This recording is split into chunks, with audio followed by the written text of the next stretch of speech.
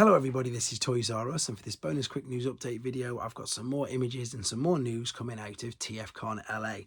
This is the fourth one, and indeed it's going to be the final one of this. I've broken them down into bite-sized videos purely, I suppose, so you can pick and have a look at the exact companies that you're interested in. So what I've done with this particular video, we've gone back to a more sort of Legends scale size company. So we've got Metagate, and we're going to have a quick look in a minute at their take on Optimus Prime, and I've just double checked he does, I suppose, class as a Legends because he's only about 11 centimeters tall. And then we've got some Iron Factory coming on as well. Once again, if you want to see these images without the reflection and the glare, head to TFW 2005 or T-Formers, where you can have a look at them again exactly like that, without the glare or all together. So as I say, this is Metagate, and this is their take on Optimus Prime. No, it's not, that's from the last video, and here he is. So this looks really detailed. Again, as I say, I just did a bit of homework on it because I'm still learning about third-party companies, etc. And this is only about 11 centimeters, so it's, you know, just under 5 inches. So it's just slightly smaller than a deluxe, shall we say, but highly articulate, very, very detailed. And of course, most importantly, it is a transformable figure. Now, the alternate mode, I think, is weaker than the robot mode, to be honest. It looks to be the Bumblebee movie version of Optimus Prime. I will need to clarify that with some people, and again, correct me if I'm wrong or put it in the comments, but it looks to be this particular version of him. But again, for a small figure, he looks very, very detailed. I think the alternate mode's a little bit weaker, but it still is more than passable. You can see how many moving and you know, how many moving parts there are when you see the alternate mode. Right, moving on to Iron Factory, there is an abundance of things on here. Some of the things, the list here, this is only half of it.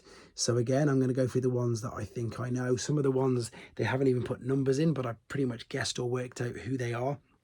And they've got some really interesting things as well. Like I said in the other video, it just seems at the moment that there is something for everybody in the Transformers collecting community, like the Bishiju statues and stuff and things like this. So we've got the Seekers, there we are, we've got the triple pack, and we've got some female Seekers coming up later on as well. So what I like about Iron Factory is they do like G1, but on a bit of a different sort of tangent. They tend to make things look a little bit more samurai-ish, and you'll understand that a little bit more when you see a few more of their images.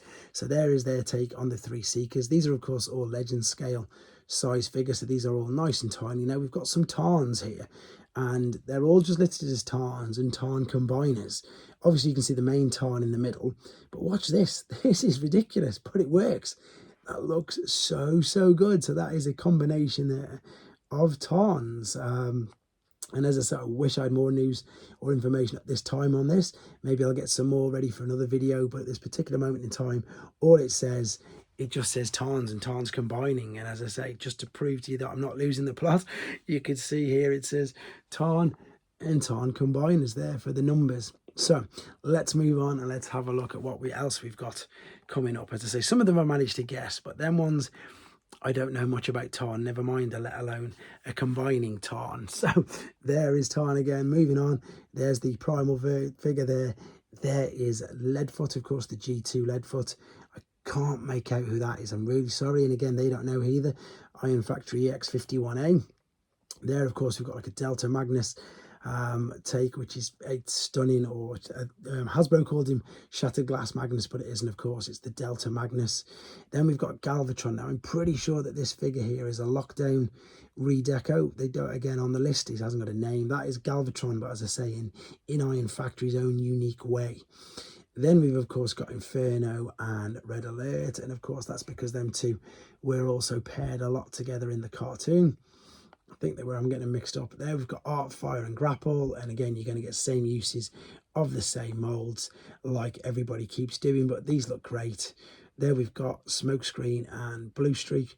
I see what I mean about the samurai sort of look to them. They've just got their own individual look. Then we've got Prowl, and now of course we've got animation coloured Prowl from Transformers Animated, which of course Hasbro did with the motorcycle already, but it's not out in this country yet. Then we've got Brawn and Outback. Then we've got, this is where we start, Leo Kaiser. So we've got, of course, we've got Leo Zach, Hellbat, Drillhorn, loads of them, Kill Bison, Jaruga and all that. And then we've got the fully combined modes. Now, for some reason, I don't know why, they don't know who this, I mean, I'm really excited for this, don't get me wrong, but they haven't got a name for this. This is, of course, Death Cobra. This is pretty much the only figure, not the only figure, because that's his first incarnation of a figure. With Victory in Japan, they had a figure for every single character that was on, even if they're in there for a few seconds. And Death Cobra just never had a figure, so this is amazing. And he's not on the list that they put way back here. They've got obviously Lyo Kaiser and then all the bots, but then they didn't have, as I say, the figure after, and that is I'm pretty sure that is Death Cobra, and we're going to be getting an Iron Factory version of him. Then we've got their taken on the Fallen, all flamed up, looking amazing. And then we've, of course, got some samurai versions of Sunstreaker, Sideswipe, Optimus Primal and Cheetor. And then we've got, again, a bit like the Bushiju statues, we've got some female anime Seekers, which, again, just really good. Just covering all bases. All of them are, as I say, these figures and these images are amazing. And as I say, I've got an Iron Factory Stealth Phantom, and that's a great figure, to be fair. So I'm really liking these, really excited to see all these. And indeed, I'll hopefully have a bit more information regarding these when it comes around to the normal What's Happening Wednesday, with any of the things, again, that I've got wrong, and I'll reiterate that and correct myself, as well as bringing you all the rest of the news. But yeah, normal, as I say, process, normal proceedings. What's the word I'm after? Everything's back to normal, let's just put it that way. Got some reviews coming up weekly, every night, complete spectrum from third party right through to G1. So thanks for watching, guys. Take care.